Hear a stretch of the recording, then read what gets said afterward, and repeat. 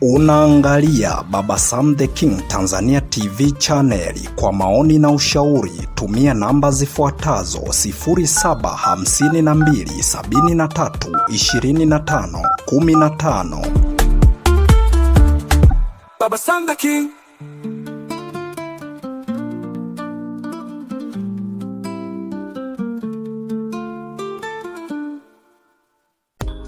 Uhali gani mpenzi msikilizaji wa simulizi za sauti, karibu tena katika simulizi zetu za sauti ambazo umezoea kuzipata hapa, na hii simulizi si nyingine, ni ile simulizi yako pendwa kabisa inayoitwa Dada wa Kazi na Bosi sehemu ya 30.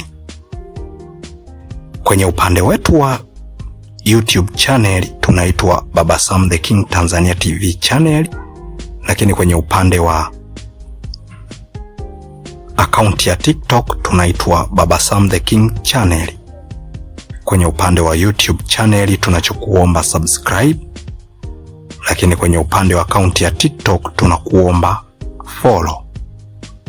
Lakini kwenye mitandao yote hii tunachokuomba like kama umependezwa na simulizi hii, lakini share ili wengine waweze kujifunza, na pia comment ili tuweze kupata mchango wa mawazo yako. Tujikumbushe sehemu ya 29 tulipoishia.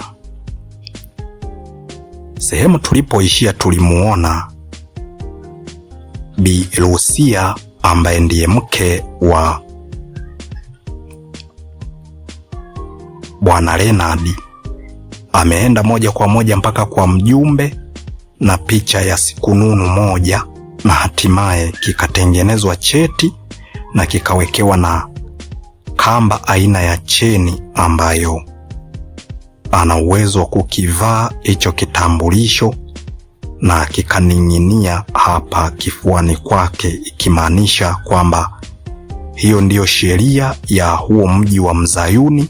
Wadada wa kazi pamoja na wakaka wa kazi wanaoenda huko lazima watekelezewe sheria hiyo ya kupata vyeti na kuandikwa kwenye vitabu husika, ili hata kama kuna unyanyasaji unaotokea iwe ni vyepesi bosi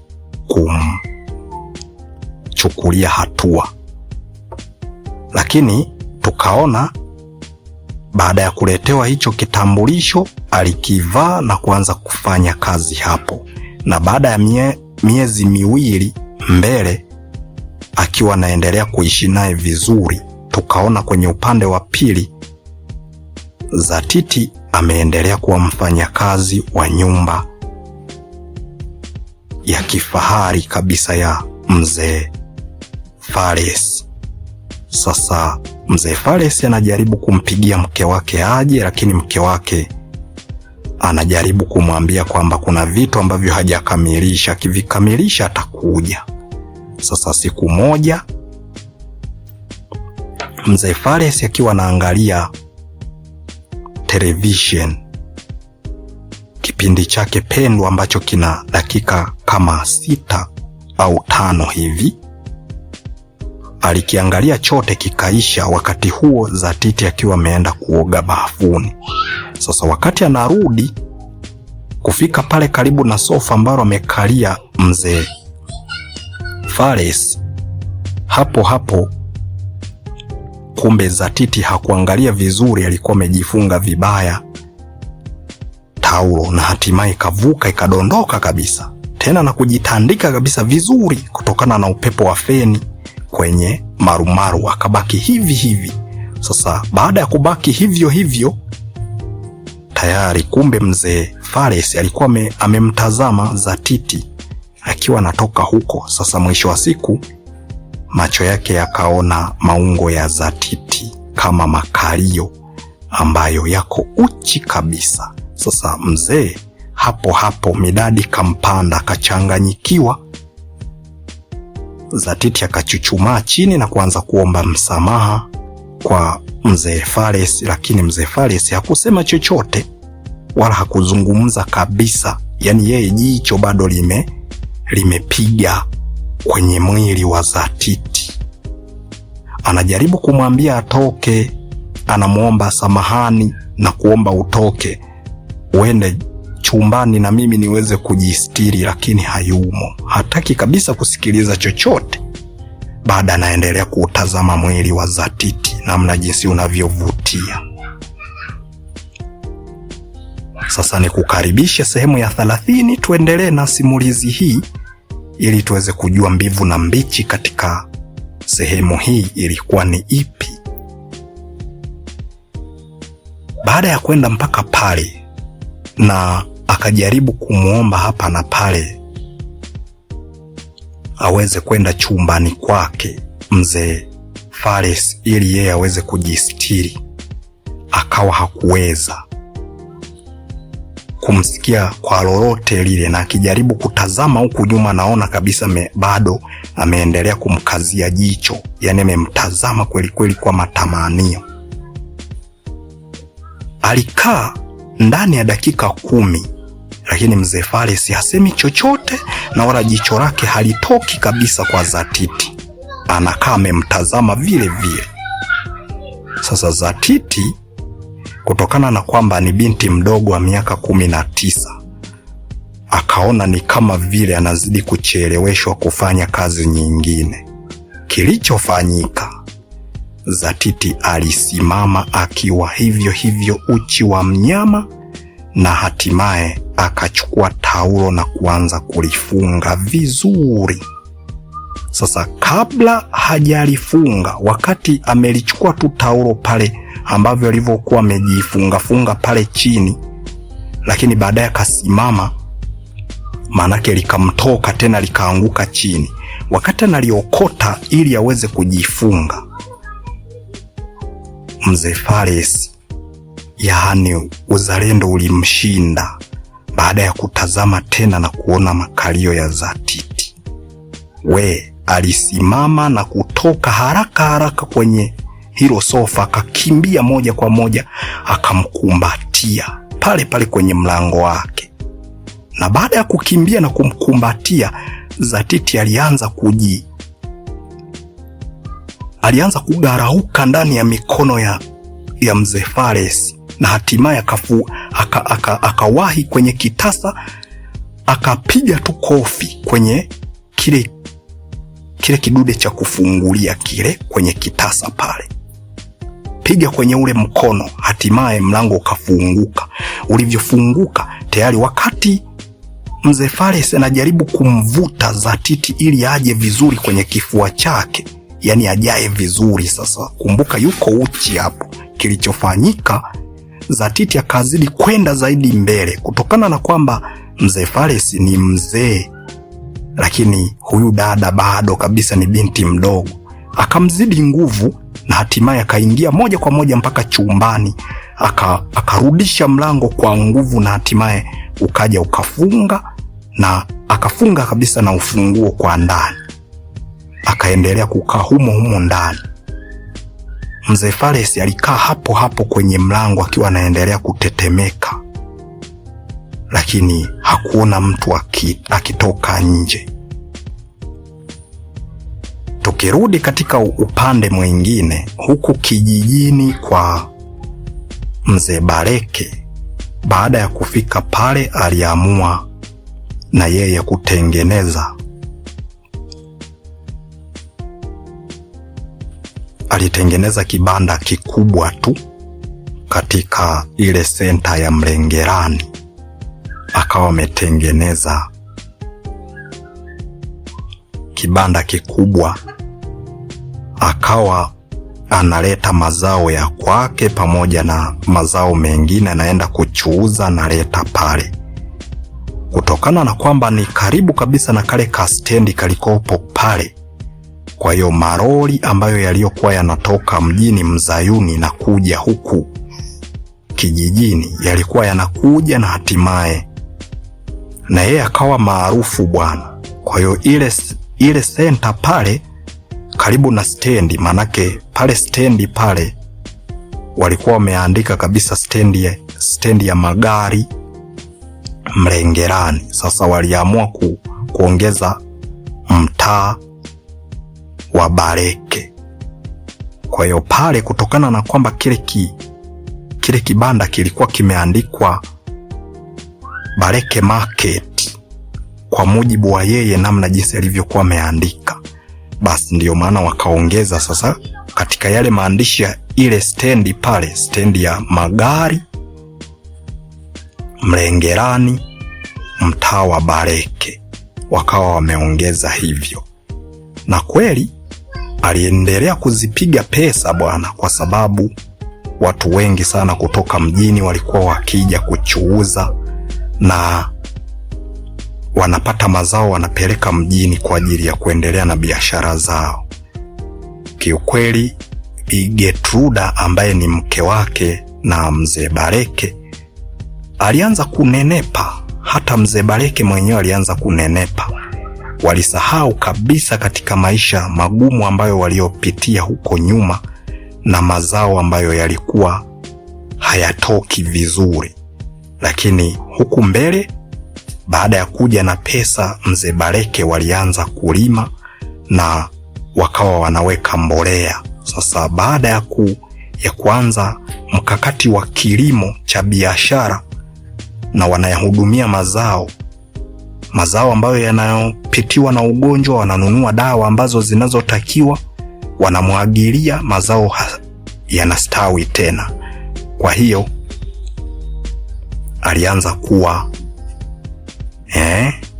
tajiri mdogo wa kijiji, kwa sababu hakuna mtu mwingine aliyekuwa na kibanda kikubwa zaidi kama alichokuwa amefungua yeye katika senta hiyo. Na ndiyo maana hata eneo la stendi wakaamua kuliita kwa Baleke, kwa sababu walikuwa wameona kwamba yeye ndiye ambaye amejenga kibanda kikubwa pale. Na tukirudi katika upande mwingine, Sikununu alikuwa kila anapolipwa mshahara wake mwisho wa mwezi, manake kutokana na kwamba tayari wakati anaondoka huyu kijana wa kuitwa Tobias Mavugwe aliacha amemtafutia NIDA na kila kitu, na hatimaye kila siku za Jumamosi na Jumapili alikuwa akienda kwa mzee Fares, huyu binti wa kuitwa Sikununu, anaenda kujifunza simu mpaka mwisho wa siku. Kumbuka yeye ni binti ambaye hakusoma, lakini kutokana na ufundishwaji wa simu na kuwa anaandika meseji hapa na pale, mwisho wa siku alikuja kaizoea simu na maandishi akawa ameyazoea. Sema kuyaandika kwenye karatasi ndo alikuwa hawezi, kwa sababu alikuwa anapindisha hizo herufi hazinyooshi, lakini kwenye kuandika kwa kutumia simu si ni vyepesi tu, mtu naandika basi. Kwa hiyo hapo ndo akawa amezoea kuandika kwa kutumia simu, na akiona maandishi anayasoma kabisa vizuri. Sasa mwisho wa siku akawa amezoea. Kwa hiyo mshahara aliyokuwa anapewa kila mwisho wa mwezi alikuwa ameweka kwenye laini yake. Baadaye alienda kafungua akaunti benki, na hatimaye akaanza kuingiza fedha zake kwenye akaunti benki, yaani kwenye akaunti yake ya benki, na hatimaye maisha yakaendelea kusonga. Lakini tukirudi katika upande huu mwingine, mzee Fares baada ya kuona kwamba Zatiti hatoki ndani humo, aliamua kutoka pale mlangoni. Baada ya kukaa kwa muda wa risali 1.5, hasikii binti akitoka humo ndani, wala hasikii hata akipiga wala kutengeneza chochote humo ndani. Kimya. Alitoka hapo katika huo mlango moja kwa moja kaenda kukaa kwenye sofa, lakini alitulia. Ndani ya masaa 3 hivi akaona binti hatoki humo ndani. Akaanza kuwa na wasiwasi, atakuwa amejinyonga au atakuwa amefanyeje? kwa sababu kumbuka, alikuwa anajaribu kumkumbatia hali ya kwamba yeye hataki kabisa kukumbatiwa na huyo mzee. Anajaribu kukimbia mbele, yeye anamvuta ili aweze kumkumbatia vizuri, akiwa uchi hivyo hivyo. Sasa amebahatika kuponyoka kwenye mikono ya mzee Fares, na hatimaye akaingia ndani kwa spidi na kufunga mlango, akajifungia na kitasa. Na ndani ya masaa matatu bado hasikii binti huyo akitoka nje, na wakati kwenye mlango wake mzee Fares ameshatoka lisali 1.5 lililopita. Sasa mpaka lisali 1.5 lingine tena likapita, masaa matatu hasikii binti akitoka humo ndani. Hapo ndipo ambapo alianza kuwa na wasiwasi kama endapo atakuwa amejinyonga au tatizo litakuwa nini. Mpenzi msikilizaji wa simulizi za sauti, sehemu ya 30 ya simulizi hii inayoitwa Dada wa Kazi na Bosi imeishia hapa. Kwenye upande wa YouTube channel tunaitwa Baba Sam the King Tanzania TV channel, lakini kwenye upande wa TikTok tunaitwa Baba Sam the King channel. Lakini kwenye upande wa YouTube channel tunachokuomba subscribe, lakini kwenye upande wa TikTok tunakuomba follow. Lakini kwenye mitandao yote hii tunachokuomba like kama endapo umependezwa na simulizi hii, lakini share ili na wenzako waweze kujifunza juu ya mkasa huu, lakini comment ili tuweze kupata mchango wa mawazo yako. Msikilizaji wangu, tumemuona mzee Baleke tayari kule kijijini Mlengerani ameanza kuwa maarufu na kuanza kuwa tajiri wa mazao. Mazao yameanza kumfanya na nona sasa, na mke wake Bi Getruda na yeye ameanza kunenepa, na stendi hiyo wameiongezea maneno mbele, wakaweka kwa Baleke. Je, unahisi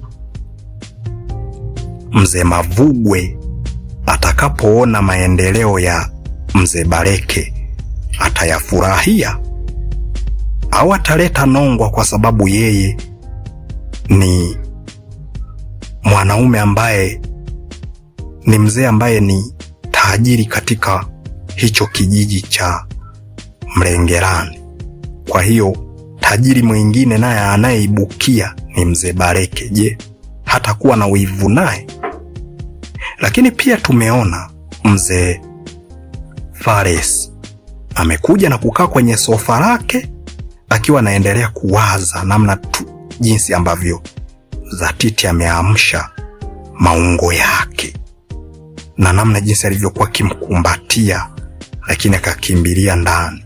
Lakini kwa wakati huo mihemko imeisha, amerudi na kukaa ndani ya masaa matatu, haoni binti akitoka nje. Ameanza kuwa na wasiwasi, huenda binti atakuwa amejinyonga.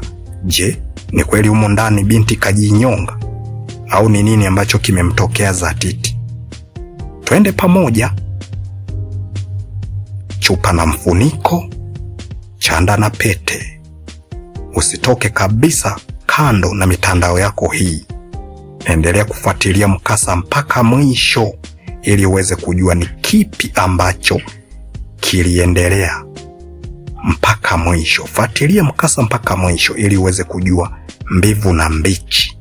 Mimi ni Hasdi02 Baba Sam the King.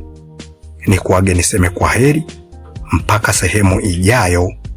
Alamsiki.